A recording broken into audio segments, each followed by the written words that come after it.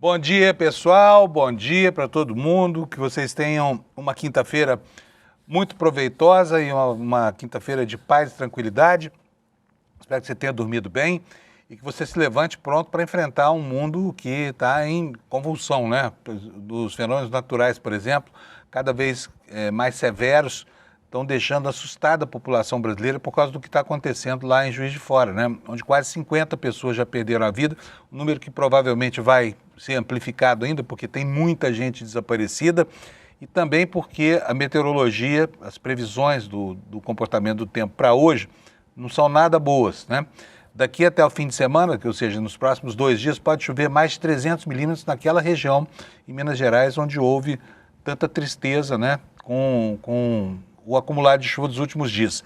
Nós tivemos aproximadamente 300 milímetros de chuva encharcando o solo nos últimos dias. E é essa mesma quantidade que deve chover se a previsão da meteorologia se confirmar nos próximos 2 ou 3 dias. E isso afeta também todo o litoral, desde o sul da Bahia até a divisa de São Paulo com o Paraná, e coloca áreas como, por exemplo, de Petrópolis, onde tem também uma ocupação desordenada de morros, sob alerta do que pode vir a acontecer em função do aguaceiro que se prevê. Então essa é a tônica do noticiário de hoje, pontuada pela informação terrivelmente desairosa de que o governador Zema, lá em Minas Gerais, reduziu as verbas para combate a enchentes e para prevenção em 95%. Dos 135 milhões previstos para o orçamento do ano passado, ele liberou só 5 milhões. E aí acontece essa tragédia toda e o governador fica fazendo discurso prosélito aí para dizer que não tem nada a ver com essa história, né? E os números, infelizmente, aí não mentem. E a gente está vendo que o sofrimento é a melhor tradução para essa incúria administrativa, em que dinheiro que deveria estar atendendo gente que realmente precisa da ação do Estado é desviado para outras finalidades, inclusive para compor um caixa deficitário no governo de Minas Gerais, que esse governador que chegou lá prometendo: eu vou tratar Minas como empresário da iniciativa privada, e sai deixando lá um rombo bilionário, foi à justiça para não pagar os repasses da dívida à União, e agora vai pontuar o seu último ano aí de mandato com essas tragédias que se acumulam lá no sul de Minas Gerais, né? Vamos torcer então para que hoje não seja um dia de tempo muito impiedoso, muito inclemente, e para que as previsões da meteorologia não estejam certas, tá?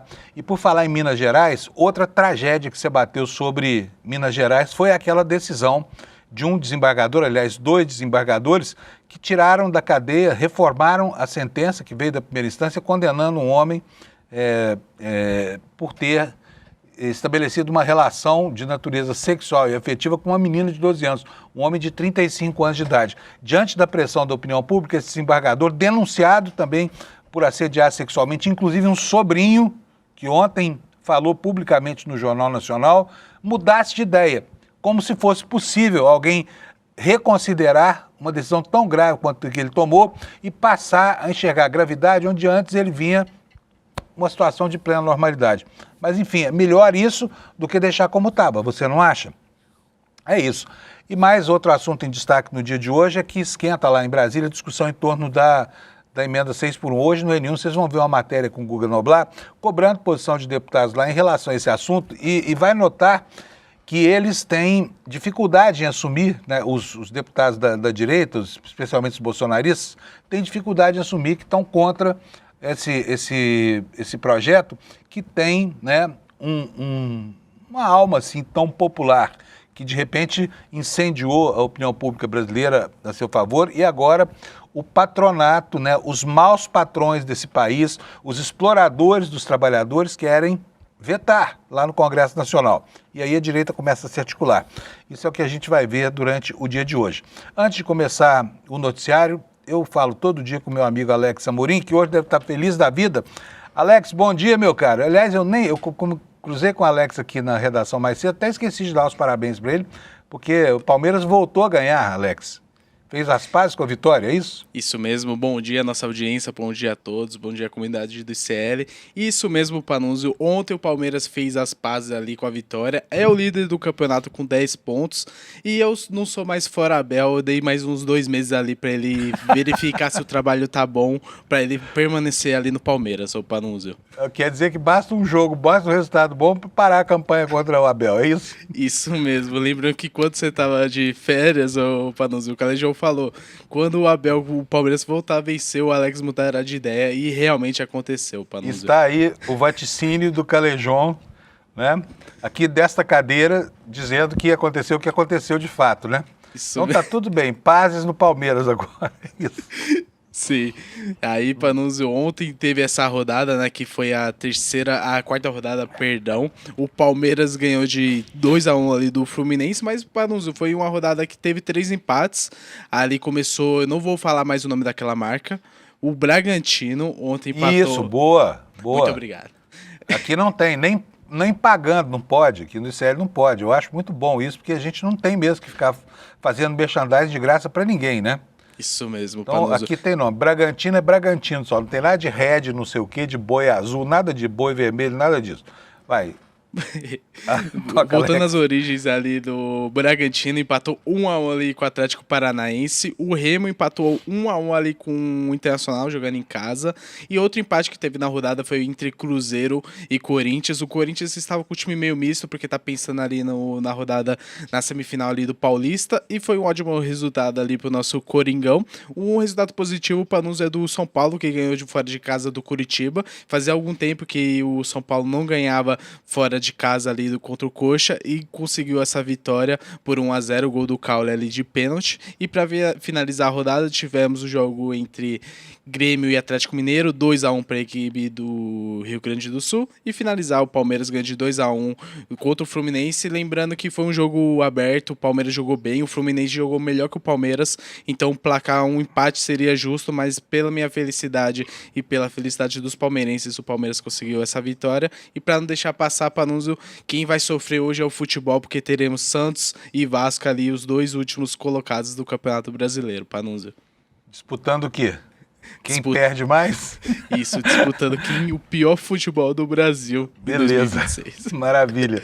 Ó, vai arranjar encrenca com isso. O pessoal, qual que é? Vasco, quem mais? Vasco e Santos. O Panunzio, mas quem me disse isso foi o Caio Marinado, nosso supervisor. Então não vamos causar intriga. O Caio não tá com moral nenhuma, não. Ontem nós perdemos de novo nas loterias aqui. Tá difícil, viu?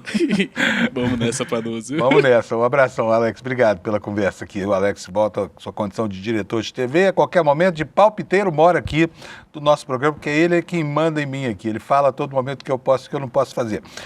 Pessoal, o seguinte, eu vou apresentar para vocês aqui as manchetes do site do ICL Notícias primeiro, depois eu vou falar da meteorologia, porque a meteorologia deixa de ser um assunto fortuito ou uma parte integrante aqui do nosso programa por mera formalidade, passa a ser o centro do noticiário por causa dessa história das chuvas todas que estão massacrando lá o sul de Minas Gerais. Então quero mostrar para vocês, está aqui já no vídeo, o Alex já colocou, esse aqui, eu vou até dar um refresh aqui na página, aí ó, porque muda, tá? Todo dia 7 horas da manhã muda e muda a manchete aqui. Mas vamos lá, olha, o assunto principal neste momento no nosso site é esse aqui, olha.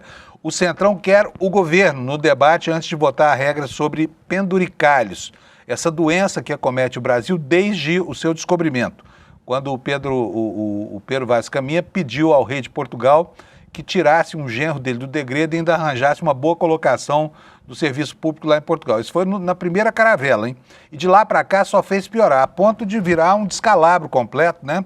No que se tornou aí, nós tivemos aí 2 semanas atrás o presidente da Câmara, Hugo Mota, inventando uma lei para fazer penduricalhos que serviriam para funcionários com nomeação política, que não passaram por concurso público e nada, e criando inclusive uma condição especialíssima de poder furar o teto da Constituição, inclusive dobrando, né, o valor do teto com verbas indenizatórias, que na verdade nada mais é do que salários disfarçados de dinheiro que tem que ser reposto, porque decorre de venda de férias, de horas extras, coisa toda, tudo que eles não fazem, mas cobram, né?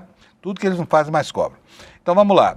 Então o Centrão está criando dificuldades. O Centrão ama um penduricalho, como se viu pela atuação do Hugo Mota e de todos os deputados que aprovaram a criação dos penduricalhos lá para os funcionários do Congresso, mas o Centrão quer botar o governo na parada. A gente vai ver isso, né?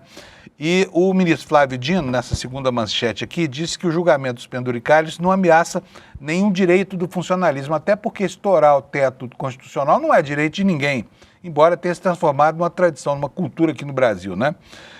A segunda manchete é essa que eu falei, do desembargador lá de Minas Gerais, esse sujeito aqui que está na capa do nosso site aqui, que deve estar muito envergonhado, né, de ter sido pego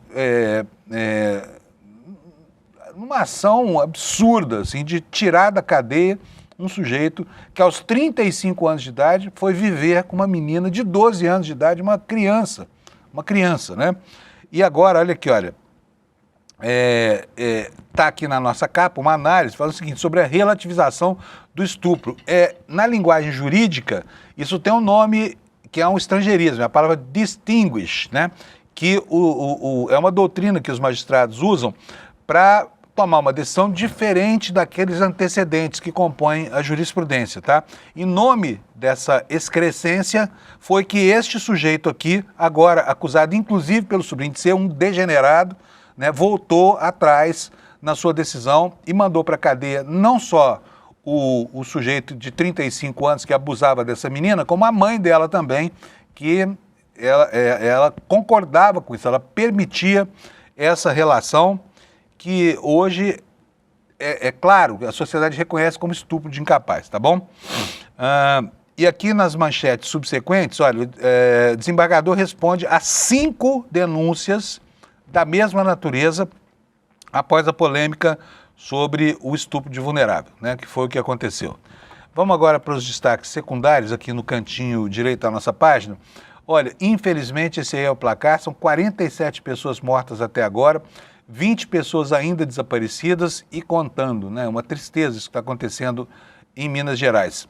Daqui a pouquinho o Kleber Lourenço vai contar para a gente como é que o coronel Marcelo Câmara, que abriu a polêmica sobre o trabalho na prisão dos condenados do 8 de janeiro, conseguiu finalmente a autorização do Supremo para trabalhar, tá bom?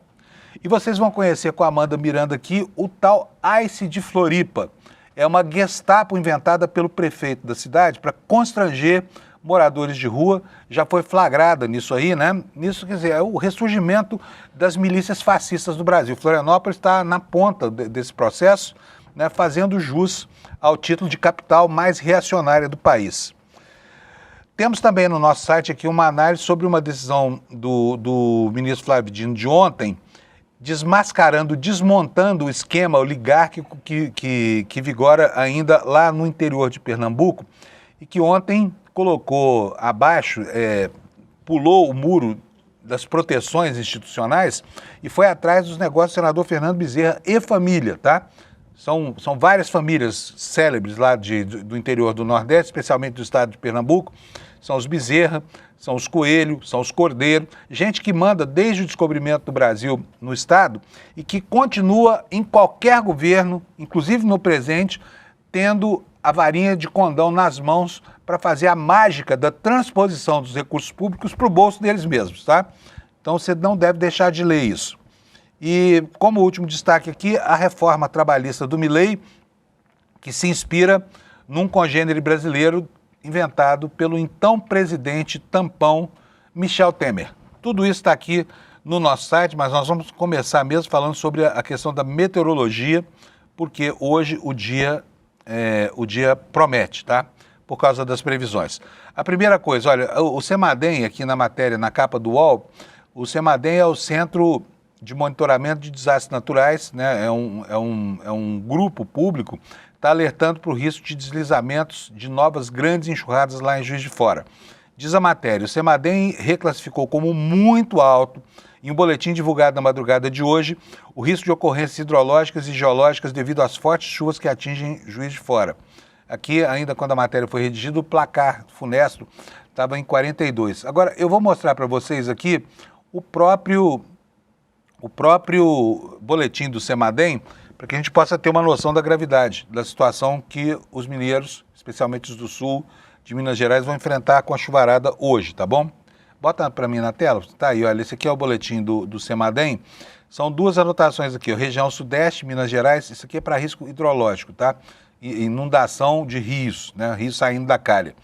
Então, diz aqui o alerta, considera-se muito alta a possibilidade de permanência ou novas ocorrências de enxurradas, alagamentos em áreas de drenagem deficiente e inundações na região geográfica intermediária de Juiz de Fora, Minas Gerais, devido às atuais condições críticas de drenagem urbana em decorrência dos acumulados dos últimos dias, a saturação do solo na região e a previsão de altos acumulados para os próximos dias, com condições de pancada de chuva generalizada com intensidade moderada a forte.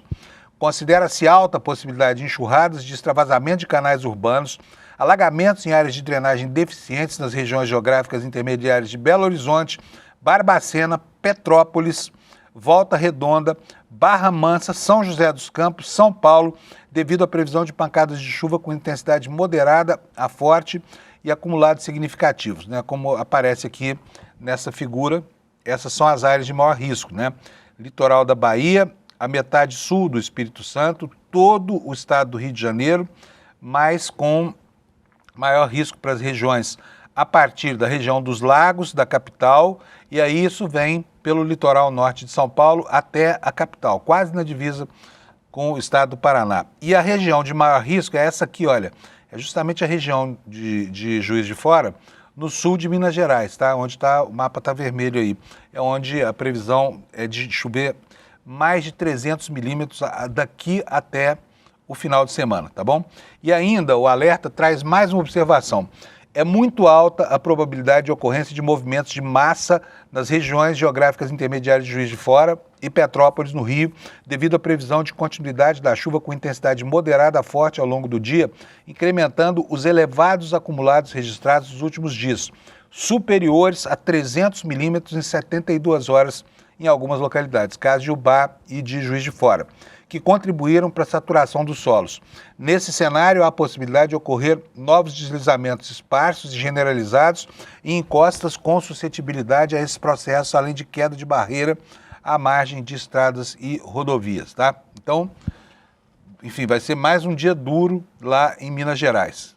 Vai ser um dia duríssimo lá em Minas Gerais. Bom, vamos falar um pouquinho agora desse placar funesto, né? Esse placar que poderia, obviamente, ser muito menor caso houvesse uma estrutura de prevenção e de mitigação dos prejuízos decorrentes disso tudo. E, principalmente, se houvesse, antes disso tudo, uma política de ocupação de espaços de risco, né?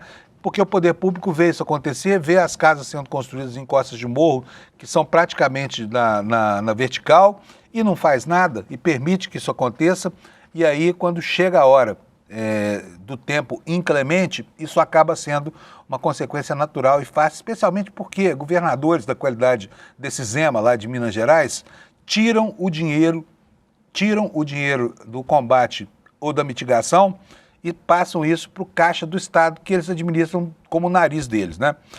Então tá aqui a manchete para vocês sobre as consequências, o número é pavoroso, 47 pessoas morreram nas chuvas só lá na zona da mata de Minas Gerais, tá? E o intertítulo aqui informa pra gente que que há 3 mil pessoas desabrigadas só em Juiz de Fora, 400 desalojadas. Em Ubá, há 26 desabrigados e 178 pessoas desalojadas, né? E o quadro é muito ruim de se ver, olha, vocês podem ver por esse registro fotográfico, né? A desgraça toda, né, de ter que tirar de debaixo de toneladas e toneladas de escombros, corpos e pessoas feridas que não vão resistir à pressão dos desmoronamentos, né? A matéria é da Agência Brasil e ela nos informa o seguinte: subiu para 47 o número de mortes na zona da Mata Mineira por causa de temporais e deslizamentos de terra que atingem a região desde a última segunda-feira.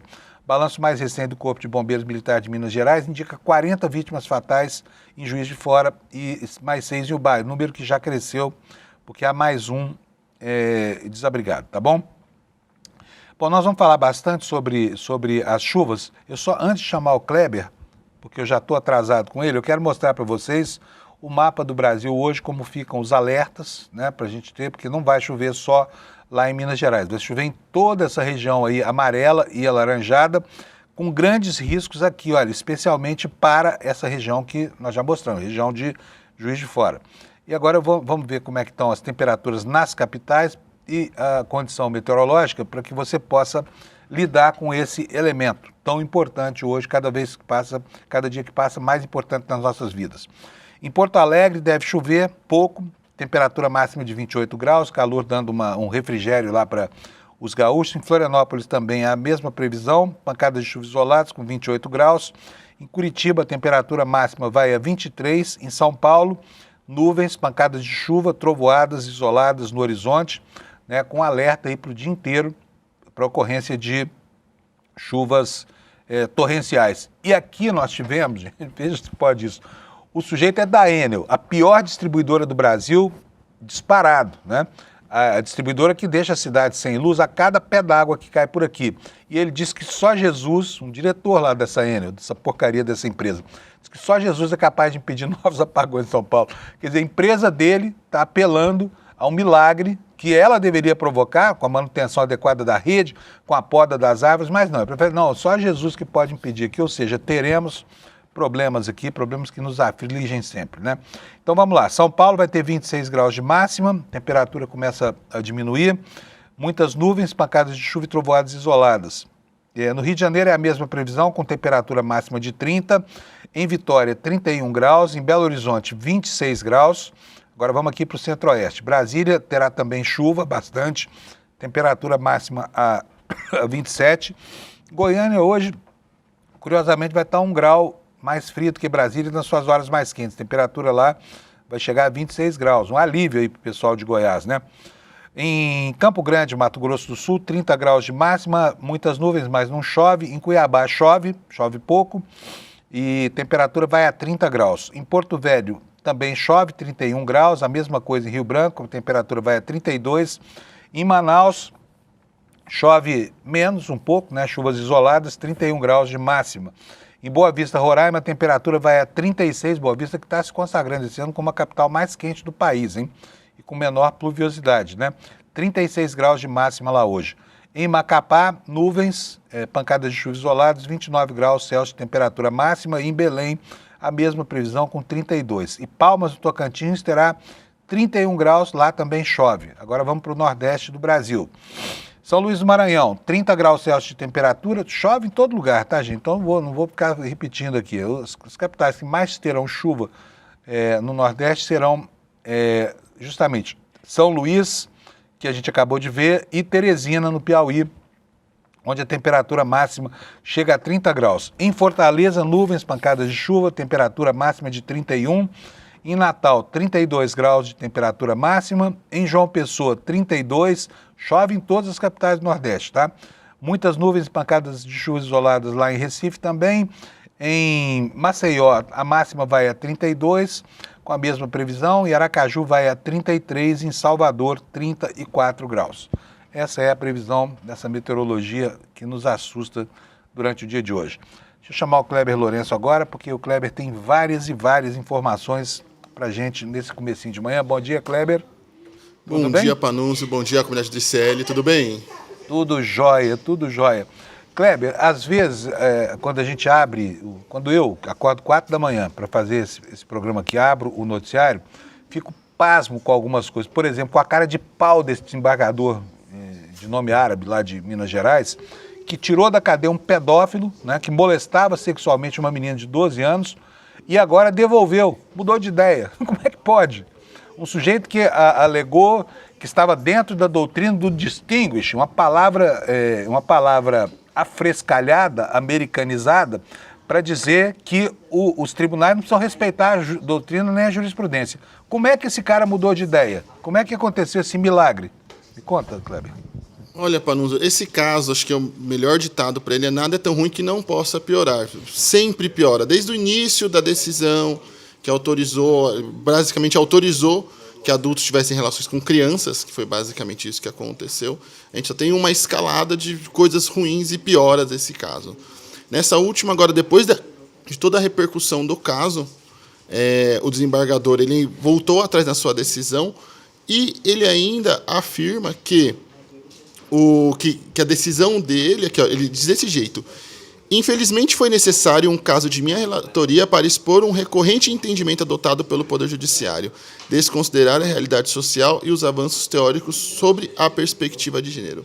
Basicamente, ele faz uma meia-culpa e também reconhece que ele mudou a decisão dele por conta da pressão popular, da pressão da sociedade, o que é bom e ruim ao mesmo tempo, porque os juízes eles deveriam guiar as suas decisões unicamente pela lei, pela letra fria da lei, pela Constituição, por toda a legislação vigente, que inclusive já proibiria o tipo de decisão que ele deu. E aí ele volta atrás com base em clamor popular, e aí isso é muito perigoso, porque se hoje a gente tem isso, o que impede, por exemplo, de amanhã ou depois a gente ter um chefe de facção preso, e aí a facção bota o fogo no Estado, igual aconteceu em São Paulo há anos atrás, e aí o juiz alega que por conta desse clamor, dessa situação toda, também vai voltar atrás em determinada decisão. Então é tudo muito ruim o que acontece. Corrige um erro absurdo, mas ele corrige o erro cometendo um outro erro mais grave.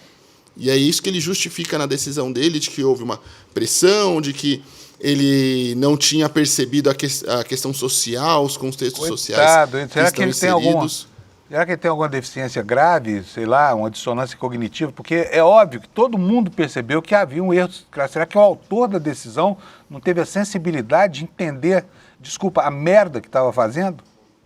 Olha, mais uma vez, o caso é cheio de problemas. A gente tem desde a da decisão escandalosa até, por exemplo, no meio da decisão, um trecho de um comando do ChatGPT ali. Então, o magistrado passou uma decisão dessa importância pelo ChatGPT também. Além das seguidas denúncias também contra ele. E não passou sozinho, porque tem outro desembargador junto com ele nessa decisão. Concordou com isso também. Está salvo da exposição, porque não era o relator, mas votou junto igualzinho, né?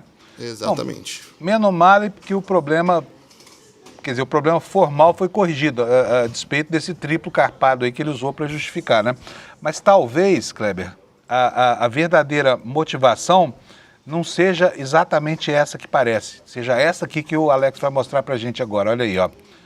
5 denúncias de abuso sexual contra esse desembargador, tá? E um primo dele ontem no Jornal Nacional falou com todas as letras que quando ele tinha 14 anos de idade, esse desembargador tentou estuprá-lo. Falou com todas as letras. Está aí a manchete para você no site do Jornal o Globo. Primo acusa desembargador Magid Nawef Lawar de abuso sexual. Houve tentativa do ato em si e consegui sair. Eu vi chocante o depoimento desse menino, viu? Ele tinha 14 anos de idade à época e resolveu agora, numa atitude muito corajosa, falar quem era o próprio tio dele, que hoje dá as cartas lá no Tribunal de Justiça de Minas Gerais. Kleber. Exato. A gente trouxe esse caso também no começo da semana, quando a gente começou a reportar, lembra? E aí isso se juntam a mais uma série de denúncias que apareceram depois que o caso ganhou repercussão. Aí eu listei lá no site do ICL as 5 denúncias que estão ali em investigação no CNJ. Todas essas denúncias foram recebidas pela deputada Bela Gonçalves, que é deputada estadual pelo PSOL de Minas Gerais. E aí, só recapitulando, a gente tem esse caso que a gente comentou agora, que foi o primeiro ali, o estopim do parente do desembargador. E aí a gente tem depois, na esteira desse relato, um relato de uma ex-funcionária que trabalhava na casa do desembargador, que também fez uma acusação nos comentários. Ontem nós trouxemos 2 casos de estagiárias desse desembargador que alegam também terem sido assediadas e alvos de abusos desse desembargador. E, por último, também chegou essa semana um relato para a deputada Bela Gonçalves sobre uma pessoa que trabalhou ali. A gente, obviamente, tem o cuidado de não identificar as vítimas, mas que reitera esse relato de um suposto padrão de abuso e de assédio por parte do desembargador. Na mensagem que ela recebeu, e inclusive essa denúncia também já está nas mãos do CNJ, está escrito o seguinte, Panunzio, eu vou ler aqui para vocês. Escreva você em razão de sua firme atuação, especialmente diante das graves notícias envolvendo o desembargador. Gostaria de levar ao seu conhecimento e o da Comissão de Direitos Humanos fatos ocorridos enquanto o referido magistrado atuava como juiz da comarca de Bonfim. Naquela ocasião, havia um padrão de comportamento predatório e constante assédio contra estagiárias da unidade judiciária, configurando um nítido abuso de poder e submissão. E aí, dentro dessa mensagem que a deputada recebeu, ela conversou também com essa vítima que fez o testemunho dela e encaminhou a denúncia, tem ali detalhando as condutas, fala sobre utilizava o pretexto de organizar protestos em seu gabinete para exigir a proximidade física de estagiárias, praticava atos de libidinagem e agressão sexual, como passar o braço pela cintura das jovens, e puxar as alças das roupas íntimas, e oferecia jantares e dinheiros, segundo este relato recebido pela deputada.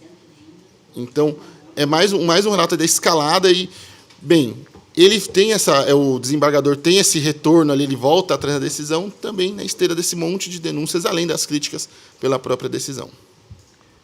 Muito bem, muito bem. Bom, próximo assunto agora, Vorcaro, né? O escândalo do Banco Master. Ontem foi um dia de decisões importantes no âmbito tanto da CPI do crime organizado quanto da CPI do INSS, que geraram algumas manchetes que estão hoje em todos os jornais, inclusive aqui no site do ICL, como você vai ver agora. Olha, caso Master, CPI do crime convoca Vorcaro, Campos Neto e Paulo Guedes. E não foi só isso, hein? Tem mais coisas acontecendo. Por exemplo, quebraram o sigilo da Mari DT, que o pessoal aí está chamando de Maridit, mas é Mari DT, de DT de Dias Toffoli. Aquela empresa que, segundo o Dias Toffoli, é dona do... Não, segundo o Dias Toffoli, que é a dona de uma fração do Taiaiá, foi dona e da qual ele era associado. Estava escondido lá na condição de sócio anônimo dessa empresa, que tinha os irmãos dele, inclusive um que era padre, como administradores. Mas, enfim, a CPI convocou o Vorcaro, o Campos Neto, presidente do Banco Central, para explicar a inércia, e o Paulo Guedes, para falar sobre a condição que gerou esse escândalo. Agora, eu quero saber de você o seguinte, tem data já, Kleber, o depoimento do Vorcaro? Então, ele vai prestar um depoimento no Senado, mas na Comissão de Assuntos Econômicos, que é presidida pelo Renan Calheiros, Panunzio. E lá, segundo o Renan, ele já conversou e alinhou com a defesa do Vorcaro, que será no próximo dia 10, e que ele está conversando com a Polícia Federal para que a Polícia Federal possa fazer esse traslado do ex-banqueiro para Brasília para que possa prestar este depoimento. Ele está previsto para ocorrer às 11 horas da manhã. Muito bom. Eu gostei mesmo dessa manchete aqui, porque a matéria que está no nosso site foi uma matéria distribuída pela Agência Brasil. Olha o nome do repórter, ó, Lucas por Deus. É um nome bem próprio para um repórter que está cobrindo essas CPIs, né? E, bom, nós tivemos decisões também na CPI do INSS. Quer falar sobre isso, Kleber? Ou a gente passa para o próximo assunto da nossa pauta? Vamos avançar, que a gente tem bastante coisa ali pela frente. Vamos lá. Se der tempo, a gente volta para essa. Vamos lá. Olha, ontem a gente viu aqui no Desperta a intimidação que houve por parte dos trogloditas lá do Centrão, que assediaram durante uma entrevista coletiva a Manu Borges, a nossa repórter, né? Tentaram constrangê-la de tudo quanto foi jeito, né? E o Hugo Mota? O Hugo Mota viu aquelas imagens, se manifestou sobre isso, Kleber? Olha, eu encaminhei as imagens para a equipe do deputado e presidente da Câmara, Hugo Mota, e pedi um posicionamento. E eles retornaram falando que não vão comentar o assunto. Então, nós temos um caso de agressão, de intimidação mesmo, de uma jornalista dentro da Câmara dos Deputados, e o presidente decidiu se omitir da situação. O que não é nenhuma surpresa, lembrando o episódio recente da ocupação do plenário da Casa pelo deputado Glauber Braga, que culminou com a agressão de jornalistas, empurra e confusão por parte da Polícia Legislativa também. E esse caso foi tratado de forma também muito lateral e desdenhosa pelo presidente da Câmara, Hugo Mota. Reforço, é muito importante fixar o nome de Hugo Mota, porque ele vai disputar as eleições esse ano, a reeleição para deputado, então é muito importante para a nossa audiência não esquecer o nome desse parlamentar. E ele, na época do Glauber Braga, ele inclusive proibiu a entrada de jornalistas que fossem fazer imagens da retirada do deputado. Ele atacou diretamente o trabalho da imprensa naquela ocasião, e agora nós temos um jornalista atacado e o presidente da casa decide se omitir e não comentar a situação. Lamentável. Também já dizia o velho e bom Barão de Tararé que de onde nada se espera, daí é que não sai nada mesmo. Portanto, não há nenhuma frustração, porque a gente realmente não esperava nada nesse sentido do presidente da Câmara, né? Validando aqui o que dizia. Até aproveitando, porque eu até mandei um link para você, para você conseguir abrir para a gente dar uma olhada. O Hugo Mota é do Republicanos, e saiu hoje de manhã uma entrevista do presidente do Republicanos também, que é um outro show de horrores à parte, que vale a gente chamar a atenção e ter um pouco mais de atenção, que ele ataca, inclusive fazer também esse adendo. Parece que o principal mote das campanhas contra o fim do 6x1, que atacam as campanhas que querem acabar com a escala 6x1, é basicamente consistindo em chamar os trabalhadores de vagabundos. A gente já viu outras matérias na imprensa falando disso, agora a gente tem o presidente do Republicanos falando que alertou o Mota contra o fim do 6x1, e o parlamentar ainda afirmou que o presidente do Republicanos, partido de Hugo Mota, ócio demais faz mal. Nessa mesma entrevista, ele alegou que não faz sentido os trabalhadores pedirem mais descanso, já que eles não têm dinheiro para opções de lazer. Então, já que as pessoas não têm direito a descansar, inclusive. Elas Sério não que ele falou isso? Um show, para uma festa, elas só querem descansar. Ele fala isso, olha. Vamos para a linha fina da matéria. Marcos Pereira afirma que pobres não podem pagar por lazer e, infelizmente, não passariam tempo com a família. Que absurdo! Que absurdo! Não, e calma. Marcos Palmeira, do Republicano. Gente, aqui é difícil estabelecer quem é mais ridículo nessa história toda, entendeu? Se o presidente do PL, né, o Valdemar Costa Neto, que disse que vai dar a vida contra a jornada 6x1, diz que dá a vida por uma causa ruim dessa. Será que a vida dele não vale nada? Calma, para não ser que as coisas melhoram ainda. Isso aqui foi só a pontinha do iceberg. Durante a entrevista... isso foi só a entradinha, mas na entrevista ele ainda completa, falando que caso as pessoas não trabalhem muito, elas vão ficar mais expostas a drogas e jogos de azar. E ainda diz, ao invés de lazer, pode ser o mal. Qual é o lazer que um pobre numa comunidade ou num sertão lá no Nordeste? Que absurdo. É um atrás do outro, é inacreditável. O FEBEAPA, a quantidade de bobagem que esse sujeito falou, esse cara não entende nem minimamente do que é trabalhar, porque se entendesse não diria nada disso, né? Mas então, é uma síntese do que pensa essa oligarquia parlamentar no Brasil, que está se mobilizando contra a jornada 6x1, hein? Pessoal, não vai ser fácil. A gente está cantando essa bola aqui desde o começo, tá? E hoje, Kleber, já vou aproveitar aqui para anunciar que o Guga Noblar faz uma matéria, que vai ser exibida daqui a pouco no N1, mostrando qual é o espírito lá no Congresso Nacional, tá? De novo, o Barão de Tararé, de onde nada se espera, daí é que não sai nada mesmo, Kleber. Exatamente. E acho que, por último, só para fechar, até você comentou na entrada, o coronel Marcelo Câmara foi finalmente autorizado a trabalhar naquela libera geral no trem da alegria das Forças Armadas, mais um consegue trabalho dentro da tropa ali e é reintegrado para que possa executar funções administrativas, conferências, eu vou até ler a decisão. Ele vai fazer conferência de documentos relativos a aquisições de material de consumo e os contratos administrativos pela unidade prisional.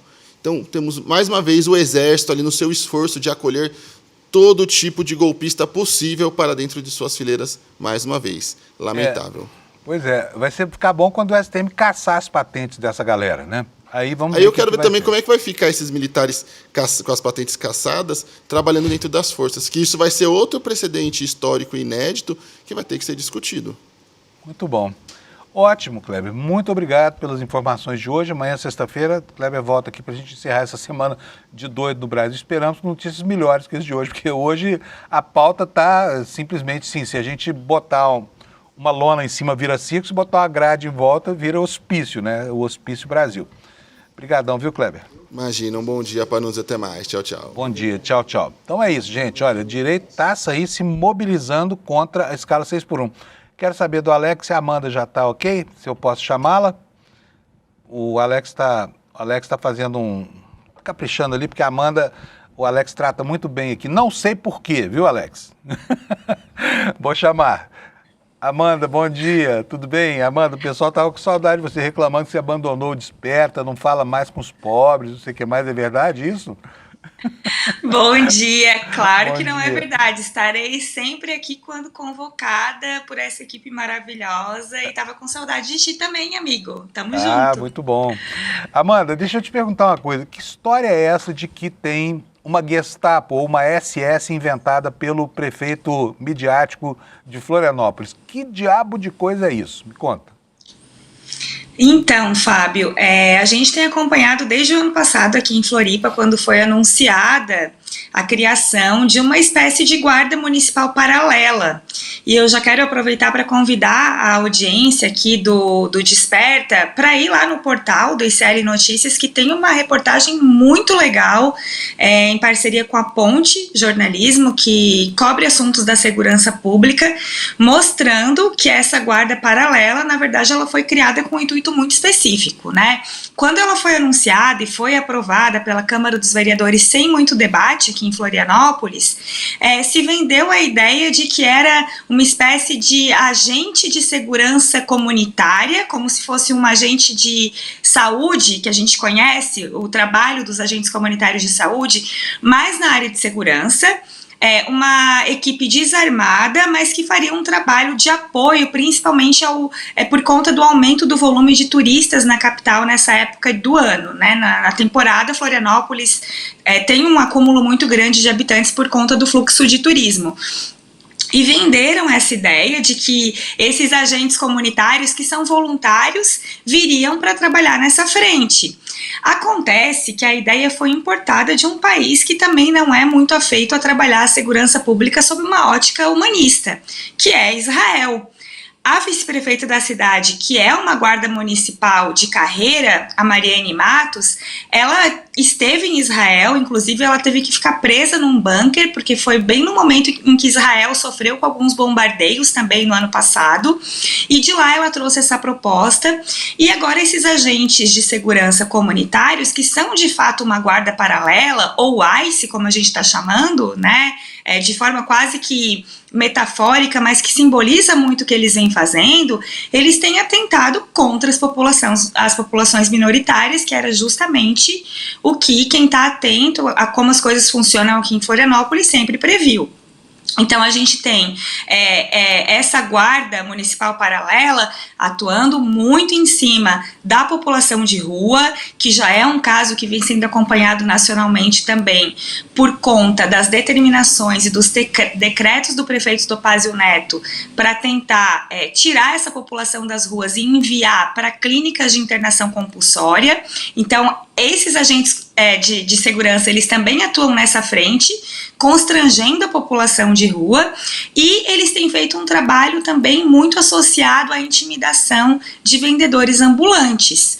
Nas praias de Florianópolis, buscam então a questão da regularidade, da legalização desses ambulantes, mas não de um modo educativo, porque essas pessoas não estão ali comercializando seus produtos por mal.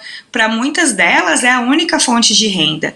Elas fazem um trabalho mais ostensivo mesmo de intimidação. Então o que a gente viu aqui foi se formar realmente uma espécie de ICE em Florianópolis, e de alguma forma eu acho que a gente pode associar isso também à própria queda do número de turistas na cidade da temporada passada para essas pessoas não querem mais vir para cá, porque elas sabem que aqui impera a hostilidade e também essa prática opressora mesmo com populares, né? É muito triste o que a gente está vendo por aqui, Panúzio. Pois é, a gente já viu isso 80 anos atrás, lá na Alemanha dos anos 30, né?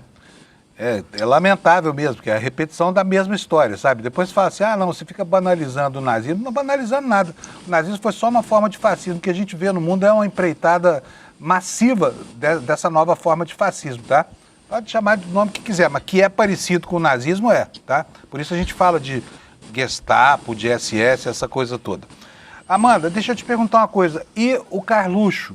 Está pacificado o espaço político aí? Vai ter uma dobradinha, chapa pura, Carol de Tone e Carluxo no Senado, né?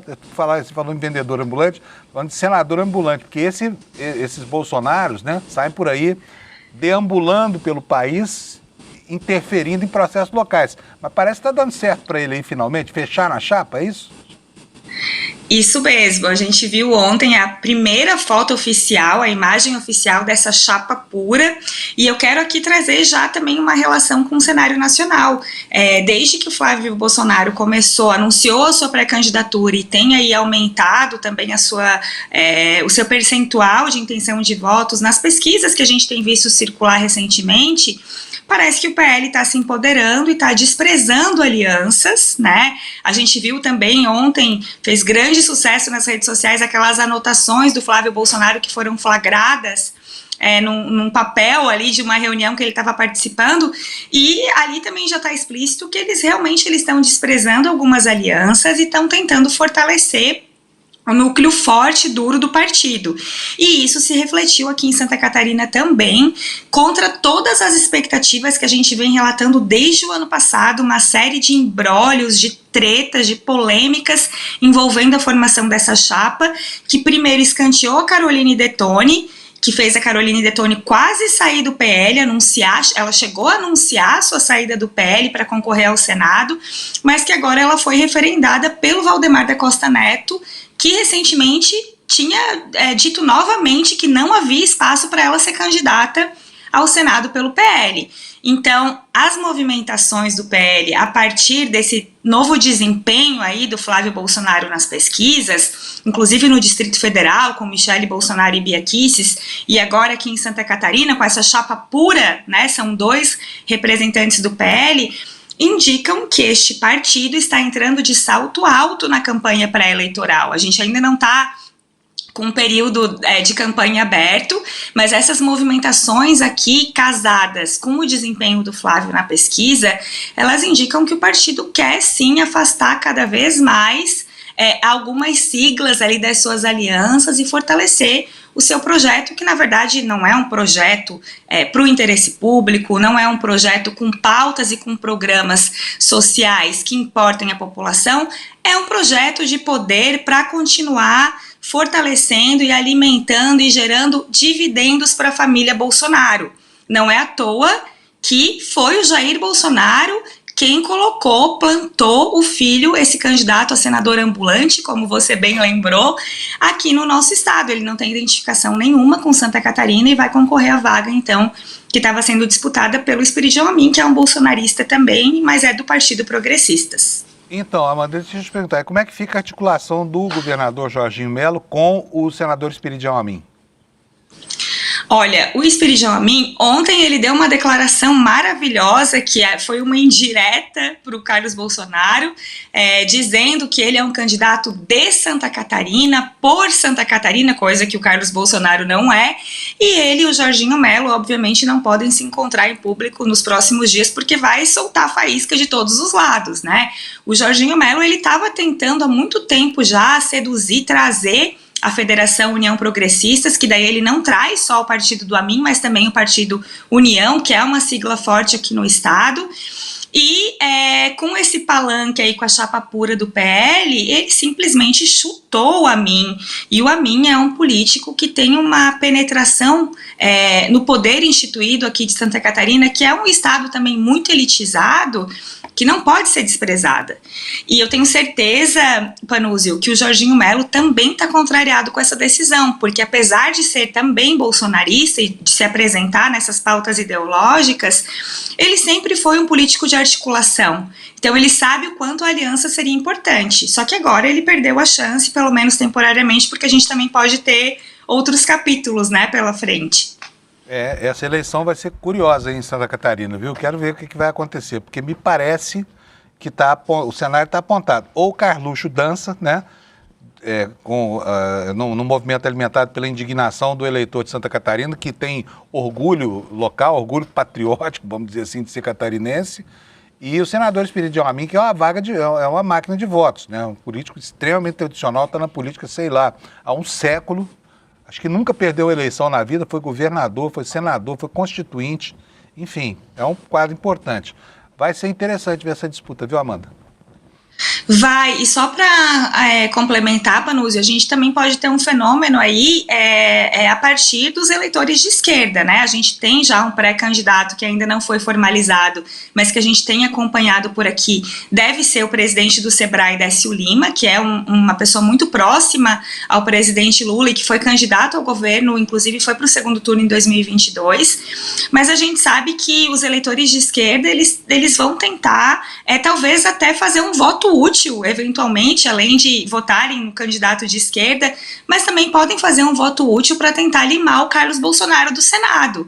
Então essa eleição ela vai ser completamente imprevisível, mas eu volto a dizer, a gente continua aqui torcendo pela briga, porque enquanto os bolsonaristas brigam, a gente vai cavando espaço para a democracia. Muito bom, Amanda. Super obrigado pela sua participação aqui no programa hoje. A gente está esperando sempre você aqui, tá bom? Obrigada, amigo. Um beijo para todo mundo da comunidade série. Um beijo, Amanda. Tchau, tchau. Tchau. Amanda Miranda, sempre conosco aqui, trazendo essa informação boa só para você que nos assiste aqui. E você tem a informação com semanas de antecedência antes que ela chegue aos jornais. É o que tem acontecido aqui com relação a esse cenário que aparece lá em Santa Catarina, que reflete, de certa forma, como uma espécie de metáfora, uma metonímia do que será o processo eleitoral esse ano. Agora nós vamos do sul para o nordeste, porque ontem houve uma operação policial, a Polícia Federal colocou em evidência, o ministro Flávio Dino autorizou, né, um dos próceres da direita pernambucana, um oligarca de muitas gerações, que é o senador Fernando Bezerra. A matéria está na capa do nosso site aí, eu vou mostrar para você. Olha aí, PF mira aí senador Fernando Bezerra Coelho e filho. Eu acho engraçado são os nomes aqui, porque o que tem de nome de bicho nesses sobrenomes dele aqui, Bezerra, Coelho, Carneiro, Cordeiro, né? Enfim, PF mira aí senador Fernando Bezerra Coelho e filho em operação sobre desvio de emendas. O grupo investigado pode ter movimentado bilhões de reais em recursos públicos. E esse homem foi um cara importantíssimo, né? Tão importante que autoridades do governo passado diziam para ele assim, senador, em Pernambuco é do senhor, como se houvesse assim, né? O patrimonialismo não se limita mais à transferência de riqueza, ele também significa transferência de territórios, né? Enfim, tivemos aqui, é uma matéria que está no nosso site aqui, que você pode dizer, que diz o seguinte, olha, a Polícia Federal realizou ontem a Operação Vassalos, que apura um suposto desvio de emendas parlamentares envolvendo fraudes e licitações, corrupção, lavagem de dinheiro. De acordo com as investigações, o grupo investigado pode ter movimentado bilhões de reais em recursos públicos. Então, foram cumpridos 42 mandados de busca e apreensão e não se limitou a Pernambuco. Também houve operações policiais na Bahia, São Paulo, Goiás e Distrito Federal, medidas autorizadas pelo Supremo Tribunal Federal, que tinham, entre outros, o senador Fernando Bezerra Coelho como um dos alvos. E aqui, quero chamar a atenção de vocês, eu não vou ter tempo de ler para vocês um trecho muito grande disso aqui, mas eu estou recomendando, matéria do Lula Costa Pinto no nosso site, explicando qual é a engenharia de controle social e de desvio de dinheiro que essa gente montou lá em Pernambuco. A manchete é essa, Dino estoura clã dos coelhos e modus operandi oligarco via orçamento da União. E aqui o Lula vai nos explicar como é que funcionava o esquema das fraudes à licitação. Ele diz o seguinte, o rol designativo, eu vou ler no trecho que aborda mais diretamente o problema, olha só, tudo se dá exclusivamente em Petrolina, né? Petrolina, às margens do Rio São Francisco. A cidade é joia e pequena metrópole do sertão de São Francisco, no coração do Nordeste. A empresa, que tem as portas das burras públicas escancaradas para executar obras cruciais nas administrações de Miguel Coelho, que governou, filho do ex-senador Fernando Bezerra Coelho, né? Ex-líder do Jair Bolsonaro no Congresso Nacional, enfim, teve amplo poder de 2017 a 2022 no governo do Bolsonaro, né? E a empresa que está por trás disso se chama Liga Engenharia. Pertence a primos e sobrinhos do ex-prefeito Miguel Coelho, primos e sobrinhos, né? Uma relação direta de parentesco. E até ontem era o nome pretendido pelo prefeito do Recife, João Campos, para ser seu companheiro na chapa da disputa pelo governo estadual e do irmão do ex-prefeito de Petrolina, Fernando Filho. Desde de fevereiro de 2023, o Fernando, como ex-líder de Bolsonaro e pai de Miguel Fernando Filho, é chamado pelos seus chegados, como ele é chamado pelos seus chegados, dedica-se a atividades de relações institucionais. Isso é o nome científico daquilo que a gente chama de lobby, tá? Então leiam aqui a matéria do Lula, está no site do ICL, é aberta para todo mundo, tá? Que vocês vão entender a gênese dessas fraudes lá e a maneira também, né? O modus operandi dessas grandes oligarquias. Mudando um pouquinho de assunto aqui, vamos para um movimento anunciado pelo pré-candidato Flávio Bolsonaro, que vai ser o adversário do campo progressista nessa eleição. A matéria que eu escolhi está no Valor Econômico, mas você pode ler em qualquer um dos grandes jornais, porque ela está aí para todo mundo ver. O Flávio Bolsonaro anunciou que vai apresentar uma PEC pelo fim da reeleição a presidente. é puro proselitismo. Obviamente, quando ele ganhar a eleição, se é que isso, né? Deixa eu até bater na madeira aqui, mas se é que isso vai acontecer, ele vai mudar de ideia. Sabe por quê? Porque o poder é doce, adocica a boca, muda as vontades do poderoso.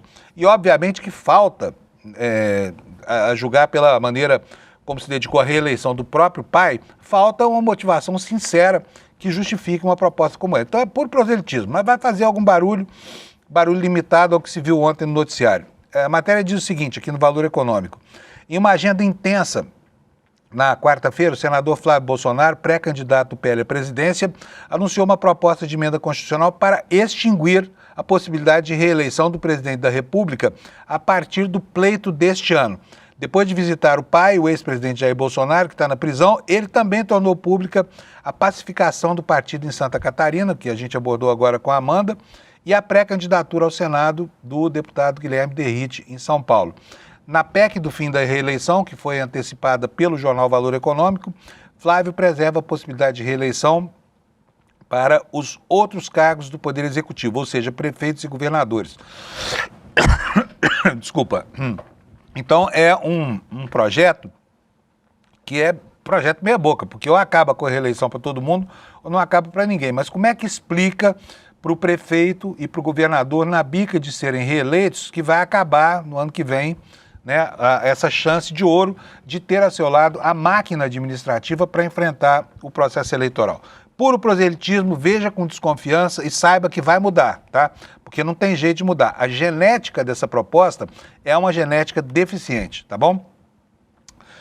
Um outro escândalo aqui envolvendo assuntos estranhos é isso que você vai ver aqui que o Alex vai mostrar para vocês. O canabidiol, que é uma substância derivada da cannabis, que é popularmente conhecida como maconha, esse remédio caríssimo, cujo preço não se justifica num país tropical que poderia estar produzindo toneladas aí de safras de cannabis para a produção desses remédios, né? O canabidiol é caro e por isso passou a ser objeto do desejo de quem quer fraudar a compra dessa medicação por órgãos públicos, tá? Vou ler um trechinho para você, tá no nosso site aí também, você pode ver.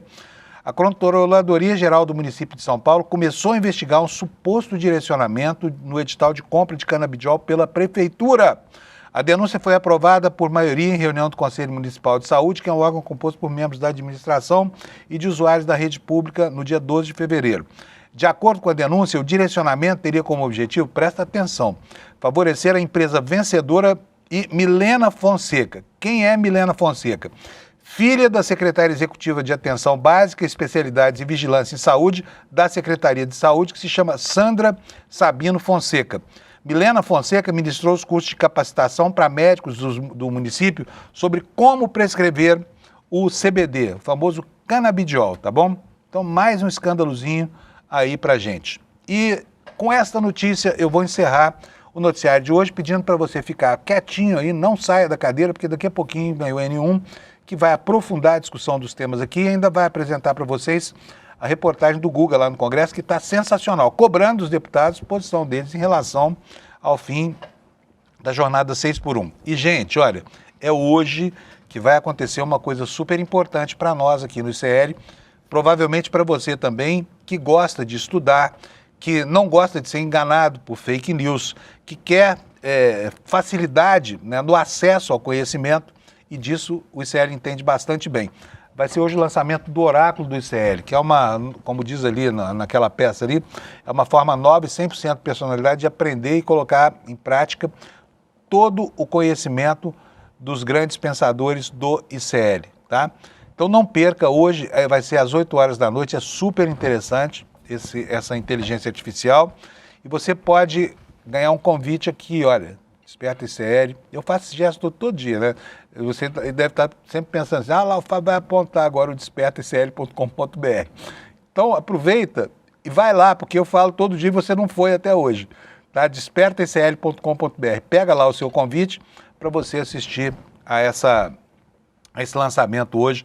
É um lançamento importante para o ICL. Só de assistir a aula você já nos ajuda aqui a manter o jornalismo que você já sabe que é o jornalismo mais correto e honesto do Brasil, tá bom? Esperamos você lá às 8 horas da noite de hoje, tá? É despertaicl.com.br. Nós temos audiência aí, ô Alex? Temos ou não temos? Infelizmente não temos audiência hoje, mas estamos em primeiro lugar? Só me informa isso. Não precisamos mostrar o número. É porque aqui isso é tudo de improviso. Estamos em primeiro lugar, então não tem nem graça, né, gente? Muito obrigado por vocês aí. Isso está virando uma rotina. Faz tempo que a gente não termina o programa aqui em primeiro lugar na audiência da internet. Muito obrigado pelo privilégio de ter você como nosso telespectador aqui, tá? E bom dia, até amanhã, sexta-feira, a gente volta para encerrar a semana. Tchau, obrigado.